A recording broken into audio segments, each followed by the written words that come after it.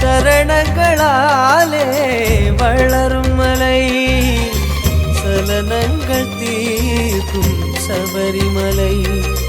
பம்பை நதி ஓடி படிகள் பல ஏறி சுவாமியை தொடும் மலை, தும்பை மலர் போல பக்தர் பல கோடி தரிசனம் பெருமலை. இது பூதநாத சுவாமி பாதம் தாங்கும் திருமலையே.